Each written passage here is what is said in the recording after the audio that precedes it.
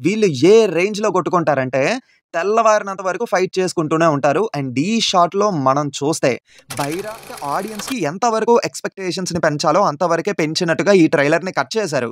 Maybe అందుకేనేమో trailer మీకు రొటీన్‌గా అనిపించినా సరే, ఇక్కడ ఎగ్జిక్యూషన్ అనేదే ముఖ్యం. హాలీవుడ్ నుంచి టాలీవుడ్ వరకు మనం ఎన్ని కథలు చూసినా, అందులో కొత్త కథ అనే కాన్సెప్ట్ ఉండదు. 'దేవర' ట్రైలర్ కోసం ఈగర్‌గా వెయిట్ చేసి వాళ్ళు టైంకి దించడం వల్ల ఇంకా ఇంప్రెస్ అయ్యి ట్రైలర్ మొత్తం చూసాను. నాకైతే ట్రైలర్ నచ్చింది మామ. బట్ కొంతమందికి యావరేజ్ అనిపించింది. ఇంకొంతమందికి నచ్చలేదు.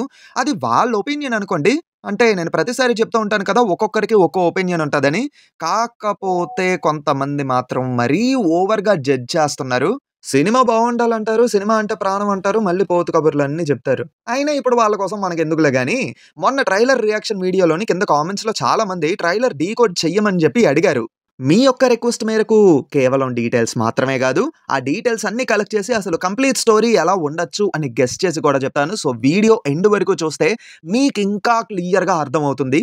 మిస్ అవ్వకుండా ఎండ్ వరకు చూసేయండి. ఇంకా మీ రిక్వెస్ట్‌ని పరిగణలోకి తీసుకొని మేము వీడియో చేస్తున్నాం కాబట్టి మా యొక్క రిక్వెస్ట్ ఏంటంటే మీరు చాలా మంది వీడియోస్ చూస్తున్నారు గానీ సబ్‌స్క్రైబ్ చెయ్యట్లేదు. So, please I kindly request కొంచెం సబ్‌స్క్రైబ్ చేసుకోరా అదే. సబ్‌స్క్రైబ్ చేసుకుంటేనే కదా కొత్త వీడియోలు చేయడానికి మాకు కూడా కొంచెం మోటివేషన్ ఉంటది. లేదు మామ నీ ఛానెల్‌లో కొన్ని ఫ్లాస్ ఉన్నాయి. ఆ ఫ్లాస్ రెక్టిఫై చేసుకుంటానంటే చెప్పు సబ్‌స్క్రైబ్ చేసుకుంటా అంటే కామెంట్స్‌లో చెప్పండి మేము రెక్టిఫై చేసుకోవడానికి ట్రై చేస్తాము. ఏంటి? ఇంకా లేట్ చేయకుండా వీడియో స్టార్ట్ చేసేద్దాం. చెప్పాను కదా మిస్ అవ్వకుండా లాస్ట్ వరకు చూసేయండి మరి. అండ్ వాయిస్ ఓలెట్ మామ ఇంకా మొదలు పెడదామా? Audio Jungle. హాయ్! హలో! నమస్తే and welcome to news 3 people. Trailer బిగినింగ్‌లో మనకిక్కడ కొన్ని మౌంటైన్స్‌ని చూపిచ్చారు కదా! పర్టిక్యులర్‌గా ఇక్కడ కొన్ని స్పాట్స్‌లోని లైట్స్ అనేవి గ్లో అవుతూ ఉంటాయి. అక్కడే మేబీ ఆ ఊరు జనమంతా నివసిస్తూ ఉండొచ్చు. అండ్ ఈ టాప్ పొజిషన్‌లోనే అక్కడున్న వాళ్ళంతా పూజించుకునే దేవుడు ఉండే స్థలం అనుకుంటా. మనకిక్కడ 3 పెద్ద సైజ్ రాళ్ళని చూపించారు. వాటికి బొట్లు పెట్టి పూజిస్తున్నారు. వీళ్ళే అంటే అక్కడ ఉండేవాళ్ళు ఈ రాళ్ళనే దేవుడి కింద పూజిస్తూ ఉండొచ్చు. అండ్ ఈ స్పాట్‌లోనే మనం 4 పిల్లర్స్‌ని గమనించొచ్చు. అధికారం కోసం అక్కడే కుస్తీ చేస్తూ ఉంటారనుకుంటా. అండ్ అక్కడే ట్రైలర్ బిగినింగ్‌లోని మనకి 'ప్రకాష్ రాజ్' గారు, అలాగే అజయ్ గారి వాయిస్ కూడా వినిపిస్తూ ఉంటది. మేబీ అజయ్ గారు ఆ ప్రాంతానికి బయట నుంచి వచ్చిన వ్యక్తి అయ్యి ఉండొచ్చు. ఐ థింక్ ఆయన పోలీస్ అయ్యి ఉండొచ్చేమో అని ఒక చిన్న డౌట్ ఉంది.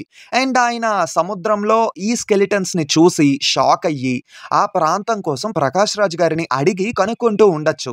అండ్ నెక్స్ట్ ఇక్కడే సైఫ్ అలీ ఖాన్ గారు ప్లే చేస్తున్నటువంటి బైరా క్యారెక్టర్ అండ్ వాళ్ళ మనుషులతో అక్కడ నేవీ ఆఫీసర్స్‌ని చంపుతూ ఉంటారు.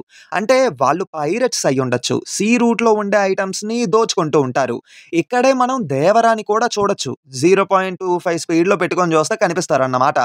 వీళ్ళ అగ్రెసివ్‌నెస్‌ని చూస్తూ ఉంటే, వీళ్ళకి ధైర్యం తప్ప భయం అంటే ఏంటో కూడా తెలియకుండా బ్రతుకుతున్నారనిపిస్తుంది. అలాంటిది వాళ్ళకి భయం అంటే ఎలా ఉంటాదో పరిచయం చేస్తాడు దేవర.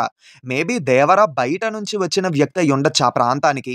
అండ్ ఇంకా ఈ షాట్‌లోని మనం కొన్ని శవాలనైతే చూసాం గదా! ఇక్కడే మన టామ్ భయ్య అదే 'దసరా' మూవీ విలన్ ఉన్నారు గదా! ఆయనని గమనించొచ్చు. ఆల్సో తమిళ్ యాక్టర్ అయినటువంటి కలైఅరసన్ గారిని కూడా గమనించొచ్చు. కలైఅరసన్ గారి దగ్గర ఎవరో లేడీ ఏడుస్తూ ఉంటే టామ్ భయ్య దగ్గరికి బైరా వెళ్తూ ఉంటాడు. ఐ థింక్ టామ్ భయ్య బైరా బ్రదర్ అనుకుంటా. ట్రైలర్‌లో మనకి దేవర ఆ ప్రాంతాన్ని వదిలి వెళ్ళిపోయాడు అన్నట్టుగా చెప్పారు కదా! మేబీ ఆ ప్రాంతాన్ని వదిలి వెళ్ళిపోయే ముందే ఈ ఫైట్ అనేది జరిగుండొచ్చు. గ్లింప్స్‌లో కూడా మనకి ఈ ఫైట్‌నే చూపిస్తారు. చాలామంది ఈ షాట్ చూసి ఏంటంటే అక్కడ వాళ్ళు కళ్ళకి బ్లాక్‌గా ఏదో రాసుకున్నారు. మేబీ వేరే ప్రాంతం వాళ్ళేమో అని అనుకుంటున్నారు. కానీ స్పాట్ చూడ్డానికి బైరా వాళ్ళందరూ ఉన్నారు కదా! ఆ స్పాట్‌లానే ఉంది. మేబీ ఆయుధ పూజ సీక్వెన్స్‌కి ముందు వచ్చే షాట్ ఏమో అని అనుకుంటున్నా. ఇక్కడ మన భైరా, దేవర అలాగే శ్రీకాంత్ గారిని కూడా చూడొచ్చు. ఇక్కడ మనం మురళీ శర్మ గారి క్యారెక్టర్‌ని కూడా గమనించొచ్చు. మేబీ ఆయన అక్కడ పొలిటీషియన్ ఆర్ ఏదైనా పెద్ద స్టేజ్‌లో ఉన్న వ్యక్తి అయ్యి ఉండొచ్చేమో. అండ్ ఈ దొంగతనాల్లో ఇతని హ్యాండ్ కూడా ఉండే ఛాన్స్ ఉంది. అండ్ తర్వాత భైరా అండ్ దేవర కుస్తీ పడే సీన్ వస్తుంది గదా! వీళ్ళు ఏ రేంజ్‌లో కొట్టుకుంటారంటే తెల్లవారినంత వరకు ఫైట్ చేసుకుంటూనే ఉంటారు. అండ్ ఈ షాట్‌లో మనం చూస్తే బైరా అండ్ దేవర ఒక హ్యాండ్‌ని లాక్ చేసుకొనుంటారు ఒక క్లాత్‌తోని. అలానే ఫైట్ చేసుకుంటారు. నాకైతే ఈ కుస్తీ సీక్వెన్స్ మూవీకి హైలైట్ అవ్వుద్దేమో అని అనుకుంటున్నా. అండ్ ఇది బైరా యొక్క ఓల్డ్ లుక్ అన్నమాట. యంగ్‌గా ఉన్నంత కాలం డిప కటింగ్ చేసుకొని ఓల్డ్ అయిన తర్వాత మాత్రం జుట్టు పెంచుకున్నారు. ఇప్పుడు 'వర' ఎంట్రీ దగ్గర మనకిక్కడ ఒక షార్క్ స్కెలిటన్‌ని చూపిచ్చారు కదా! మేబీ 'దేవర' ఉన్నప్పటి నుంచి ఈ షార్క్ స్కెలిటన్ అక్కడే ఉన్నట్టుంది. ఎందుకంటే 'దేవర' ఉండే పోర్షన్స్‌లో కూడా మనకి ఈ షార్క్ స్కెలిటన్ అనేది కనిపించింది. అండ్ 'వర' వెనక ఇంకొక ఫ్రెష్ షార్క్ ఉన్నది కదా! లాస్ట్‌లో మనకి చూపిచ్చిన షాట్ బట్టి చూసుకుంటే 'వర' షార్క్స్ పట్టుకోవడంలో దిట్ట అనుకుంటా. కానీ ఆ షార్క్ మ్యాటర్ పక్కన పెడితే మిగతా అన్నిటిలోని పిరికివాడయ్యుంటాడు. అండ్ ఇక్కడ మనకి చూపిచ్చిన షాట్‌లో కుస్తీలో దెబ్బలు తింటుంది 'వర'నే అయ్యుంటాడు. ఎందుకంటే కుస్తీ పోటీలో ఉండే 'వర' యొక్క లుక్ అనేది మనకి ప్రీవియస్‌గా రిలీజ్ చేశారు మీకు గుర్తున్నట్టయితే. మేబీ 'వర'కి 'దేవర' అదే తన ఫాదర్ అంటే ఇష్టం ఉండకపోవచ్చు. ఎందుకంటే 'దేవర' పంతంతో ఎక్కడికో వెళ్లి తిరిగి రాలేదు.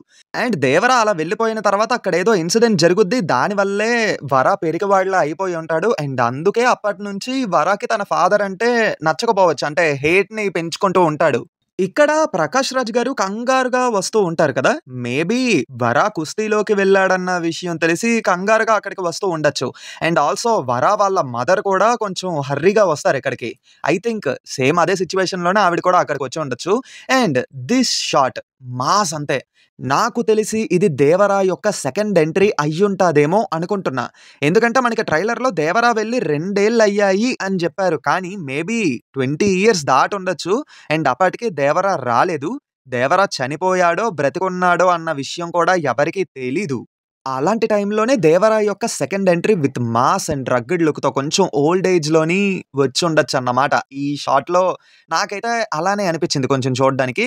అండ్ అది 'దేవర' అని కన్ఫర్మ్ చెయ్యడానికి రీజన్ ఏంటంటే తన చేతిలో ఉండే ఆ కత్తిని మనం గమనించొచ్చు. అండ్ ఆ కత్తి డిజైన్ మాత్రం భలే ఉంది మామ. 'దేవర'కి నచ్చినట్టు దాన్ని యూజ్ చేసుకోవచ్చు. అండ్ ఇక్కడ ఈ షాట్‌లో మనకి కత్తులన్నీ ఒక దగ్గర గుచ్చి ఉంచారు కదా! ఫస్ట్ టైమ్ ఇది 'బైరా' యొక్క గ్లింప్స్‌లో చూసినప్పుడు ఏంటంటే నాకు 'గౌతమిపుత్ర శాతకర్ణి' మూవీ అయితే గుర్తొచ్చింది. బట్ ఇక్కడ కూడా చూడ్డానికి ఇది బానే ఉంది. మరి వాళ్ళలా పెట్టడానికి ఏదైనా రీజన్ ఉండొచ్చు. అండ్ ఐ థింక్ నేనైతే ఆయుధ పూజ కోసం పెట్టినటువంటివేమో అని అనుకుంటున్నా. ఇంకా లాస్ట్‌లోని ఆ షార్క్ యొక్క షాట్ మాత్రం భలే ఉంది మామ. మూడ్‌ని మాత్రం కొరటాల శివ గారు బాగా యూజ్ చేసుకుంటున్నారు. అండ్ ట్రైలర్ రియాక్షన్‌లో నేను అక్కడక్కడ కొన్ని వీఎఫ్ఎక్స్ షాట్స్ అనేవి కొంచెం ఆర్టిఫిషియల్‌గా ఉన్నాయని చెప్పాను కదా!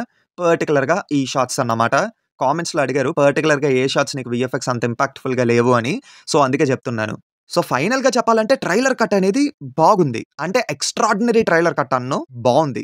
అంటే ఆడియన్స్‌కి ఎంత వరకు ఎక్స్‌పెక్టేషన్స్‌ని పెంచాలో అంతవరకే పెంచినట్టుగా ఈ ట్రైలర్‌ని కట్ చేశారు. మేబీ అందుకేనేమో ట్రైలర్‌కి కొంచెం మిక్స్డ్ రెస్పాన్స్ వచ్చింది. సరే ఇవైతే డీటెయిల్స్ నేను గమనించినవి. ఇప్పుడు స్టోరీ ఏమయ్యుండొచ్చో చెప్తాను. జాగ్రత్తగా వినండి. స్టోరీలోకి వెళ్ళే ముందు ఒక చిన్న విన్నపం ఏంటంటే, మన ఫ్యాక్ట్స్ ఛానల్‌లోని పూరి జగన్నాథుడి హిస్టరీ గురించి చెప్తూ ఒక ఫుల్ వీడియో అయితే చేశాము. ఆ వీడియో లింక్ కింద కామెంట్స్‌లో పిన్ చేసి పెడతాను. తప్పకుండా చూడండి. అలాగే ఒకసారి ఫ్యాక్ట్స్ ఛానల్‌ని విజిట్ చేయండి. కాంటెంట్ నచ్చినట్టయితే దాన్ని కూడా సబ్స్క్రైబ్ చేసుకొని సపోర్ట్ చేస్తారని చెప్పి మా మనవి. கண்ணுலேந்து ஒரு ஜூம் பேக் வந்த ஃபர்ஸ்ட் ஷாட் 'దేవర' ఎక్కడ్నించో ఈ ప్రాంతానికి మైగ్రేట్ అయ్యి వస్తాడు. అక్కడికొచ్చాక 'బైరా' వాళ్ళతో కలిసి పైరట్‌గా మారి ఆ సీ రూట్‌లో వచ్చిన వాటిని దోచుకుంటూ ఉంటారన్నమాట. మొదట్లో దొంగతనాలు మామూలుగానే ఉండేవి. కాకపోతే ఒకసారి సిట్యుయేషన్ కొంచెం సీరియస్ అవుద్ది. అప్పుడే 'బైరా' ఇంకా తన మనుషులు వైలెంట్‌గా మారి అక్కడ ఉండే ఆఫీసర్స్‌ని చంపుతూ ఉంటారు. బట్ 'దేవరా'కి అది షాకింగ్‌గా అనిపిస్తుంది. తనకిలా చంపటం నచ్చదు. దోచుకోవడం వరకు ఓకే. చంపడం it's not a good thing అని అనుకుంటాడు. అందుకే అప్పుడు అక్కడున్న తన మనుషుల్ని కూడా కొడతాడు. అయితే అప్పుడు అక్కడ ఆ ప్రాంతంలో అధికారం మొత్తం 'బైరా' చేతుల్లో ఉంటది. ఆ కుస్తీలో గెలిచిన వాడికి మాత్రమే అధికారం వెళ్తుంది. అండ్ 'బైరా'కి అడ్డు చెప్పేవాడు, 'బైరా'ని ఓడించేవాడు అక్కడ ఎవ్వడూ లేడు. సో, అధికారం 'దేవర' చేతుల్లో ఉంటే అక్కడ ఉండే వాళ్ళని మార్చొచ్చని 'బైరా'తో కుస్తీకి దిగుతాడు 'దేవర'. రాత్రి మొదలైన ఆ కుస్తీ తెల్లవారినంత వరకు జరుగుతూనే ఉంటది. లాస్ట్‌కి 'దేవరానే' గెలుస్తాడు. అండ్ అప్పటి వరకు భయం అంటే ఏంటో తెలియని ఆ ప్రాంతానికి, ఆ మనుషులకి భయాన్ని పరిచయం చేస్తాడు 'దేవర'. మొత్తం అందరూ 'దేవరా'కి దాసోహం అంటారు. అధికారం కోల్పోయిన 'బైరా'కి మాత్రం అది నచ్చదు. అందుకే 'దేవరా'ని ఓడించాలని చెప్పి చూస్తూ ఉంటాడు. ఇలాంటి టైంలోనే అధికారం మొత్తం 'దేవర' చేతుల్లో ఉండడం వల్ల అక్కడుండే వాళ్ళని దొంగతనాలకి దూరంగా కూడా ఉంచుతాడు 'దేవర'. అయితే 'బైరా' యొక్క బ్యాచ్‌కి ఇది నచ్చదన్నమాట. సో, సీక్రెట్‌గా ఇంకొక పెద్ద కంటైనర్ ఉన్న షిప్ మీదకి దొంగతనం కోసం వెళ్తారు. ఈ విషయం తెలిసిన తర్వాత 'దేవర' వెళ్లి వాళ్ళని అడ్డుకుంటాడు. ఆ తర్వాతే ఇంకా కోపం పెరిగిపోద్ది 'దేవర' మీద. అప్పుడే చంపేయాలని చూస్తారు. కాకపోతే ఆళ్ళే చచ్చిపోతారు. సో, చచ్చిపోయిన ఆ బ్యాచ్‌లో బైరా వాళ్ళ తమ్ముడు, తన ఫ్రెండ్స్ ఇలా అందరూ ఉంటారు. సో, బైరాకి కూడా దేవర మీద కోపం ఇంకా ఎక్కువగా పెరిగిపోతుంది.